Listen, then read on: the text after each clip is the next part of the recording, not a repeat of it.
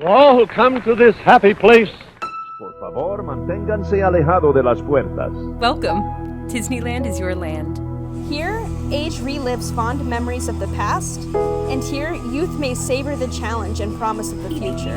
Disneyland is dedicated to the ideals, the dreams, and the hard facts that have created America, with hope that it will be a source of joy and inspiration to all the world. Do you really believe that? Well, I mean, we know two people who don't, right?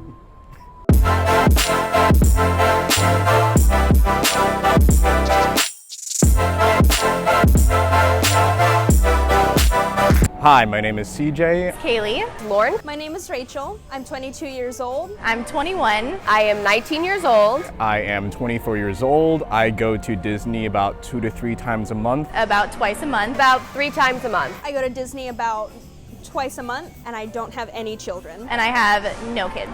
I am without children. I am a childless millennial. The monorail is actually supposed to be a limo for guests. It picks you up and then drops you off at your premiere night, that being the Magic Kingdom. The concrete that you walk on is red, much like a red carpet. It's as if you're the celebrity and the moviegoer. You scan your ticket to get in, and all the while you're wondering where the castle is. But then you turn the corner and they just throw it right in your face. It's Cinderella's castle. So when I was a kid, I used to live in Jacksonville, so I was just a few hours away. A few weekends a year, me, my mom, my grandma, and my sister would all drive to Disney. During my childhood, Disney was actually very readily available for me. The VHSs were really big in my household, all the big 90s movies. My mom actually worked at Disney during the college program, during her college years. Should I wait for that boat to go by? Whatever. When I was little, we would make 2-hour trips to go to Orlando just for one day. My mom would say, hey, do you want to go to Disney tomorrow? And I'd be like, yes. And we'd make just a spur of the moment day trip to go down there because it meant so much to both of us. I always had the Disney movies around the house. We had, Disney Channel playing all the time, and we did come down to the parks every now and then as well. So I had a lot of memories of Disney when I was a kid. Whenever my mom would get the tickets, we'd always go as a family. I guess whenever we did do it, we made it into a really big deal. I'm pretty sure it's a big deal with any family to go to Disney, but having to have her get us in so often and having the parks just in our backyard made it a really, really big influence on me as a kid, I'm not gonna lie. Oh, I think that Disney Renaissance had a huge impact on me because some of my favorite movies and some of my favorite memories are, different Disney movies. I think that it really did put a higher value on Disney for me. Oh, definitely. That's like all that I watched when I was a kid. I would watch Lilo and Stitch and Cinderella on repeat for days. I started to go to Disney a lot more once I moved here to go to school. So I go here a lot more often because it's only 40 minutes away. So it's a lot more accessible than it used to be. Yeah, I think Disney has provided me with the ground of the theater person that I am today. Like, they have completely shaped me for my love for theaters. It's always something that I've been attracted to, and now that I'm doing for the future. I think I started going to the parks a lot more often once I got my first job back in 2013 and I was able to afford a seasonal pass. And I think after that it kind of just snowballed into how it is now. I became a pass holder about 2 years ago now, I think. So I go to Disney so often probably because I'm local now. I can come in for just a couple hours if I want to. Yeah, Band of the Millennials. Yeah, that's why we're making this video, right? Do you know what Epcot stands for?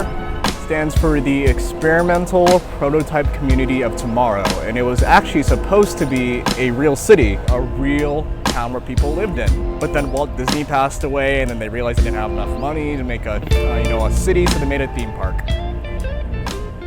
Of course, I'm not gonna come and drop $500 every single time I come here, as compared to a family who is here on vacation. I definitely have to cut back. Because if I just came here and spent money like it was my first time and last time at Disney, then I would have no money ever. So I definitely hold myself back. It's definitely something I kind of think about before I come in because I still got to be a little responsible with the money. Whenever I come, since I come so often, I don't spend that much money, but I'm more likely to plan to do a big expensive thing, like go to an expensive dinner where I spend $100 or go for someone's birthday. This newspaper is the last 7 movies that Disney has released. Oh no! How many times you watch each movie, Okay. whether or not you have or not, I'll put like 0 or 1. All right. So the top one is like for the regular screenings. Okay. The bottom one is for IMAX screenings. Okay. I watch a lot of the superhero movies. Being called out so hard. Please, no judgment. So I'm just doing it? Yeah, ma'am. All right. The live actions, because I feel like I get judged for them. No love for the penguins. I didn't know that was a movie. No penguins. No penguins. Penguins? I think Endgame's the one that really got me. Whoa, with the boat coming through. Don't look at me.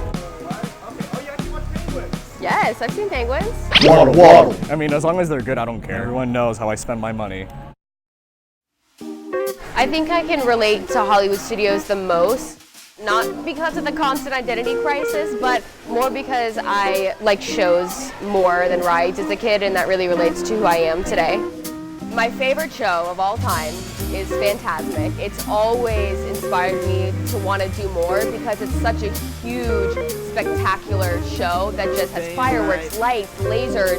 Everything about it is over the top, and I think that's what really sparked my love for theater at such a young age.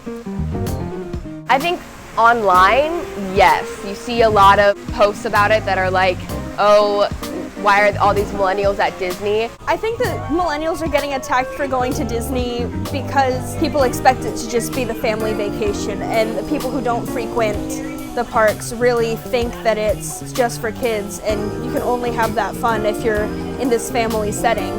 Yes. People are pretty like rude about it, sometimes personally, but mostly I see it online and people are like, who's crazier than an adult that still is like obsessed with Disney? I've gotten some, some backhanded comments here and there, how, it's really just for kids. So yeah, it doesn't feel good. Do you have a lot of like male friends that get called out for being like Disney boys? Disney I boys? think there is definitely some kind of like stereotype of the people who frequent Disney, and I don't think that it's accurate to what you actually see in the parks. But there definitely is I think some kind of social media expectation. I think it's awesome for adults to have fun at Disney. Adults have to have fun too. I mean, they work every day and then you get to come to Disney and forget all your troubles just like you're a kid. I mean, it's like a childlike thing, and so people see it as, oh, like that's a little kid's thing. Like nobody has to do that when they're an adult. Like it's just something that you do when you're a kid. And so I feel like people are like, you're not a real adult if you like Disney. I think the frequency of how much I go is not particularly reflective in my personality. I don't even have that little sticker on the back of my car, to be honest. I think just being a pass holder in itself is just something that I feel should always be an accompaniment to your life. I think definitely the sports community is a little bit more accepted for adults. That was up to 975 points. Wow, 975.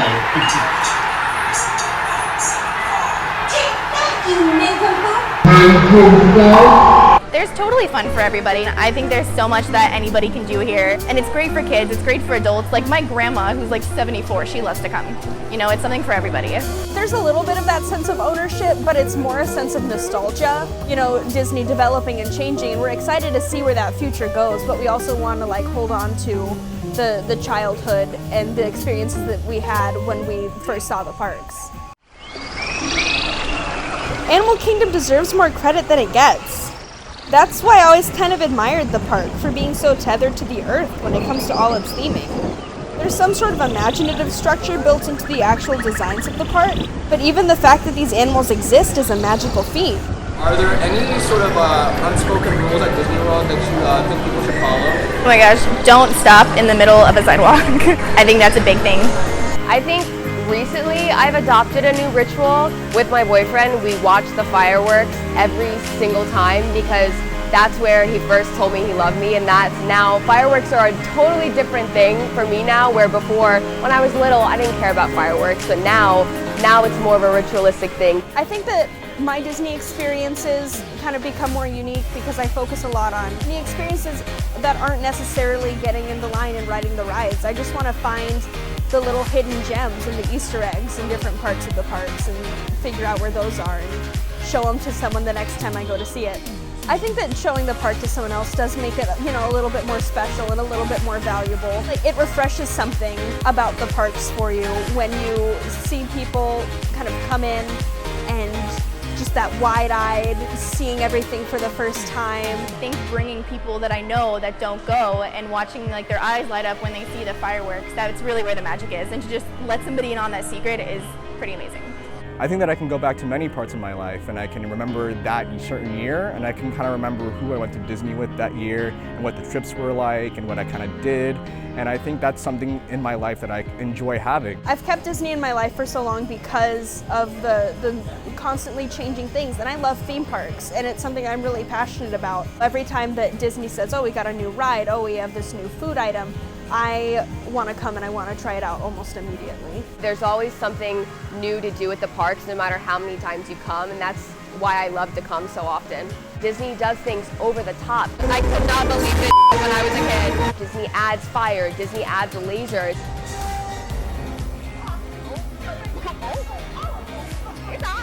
It's just something that you can't find anywhere else other than Disney.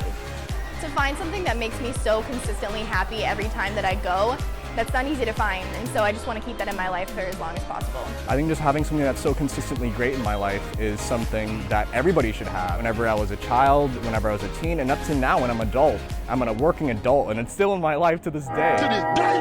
Well, that's Project Florida, Walt Disney's greatest dream. But this is only the beginning. Over the years ahead, there's more to come. For as Walt always said, Disneyland will never be completed. It will continue to grow as long as there is imagination left in the world. Opening up new doors and doing new things because we're curious. I don't know, it still feels kind of weird. And curiosity keeps leading us down new paths.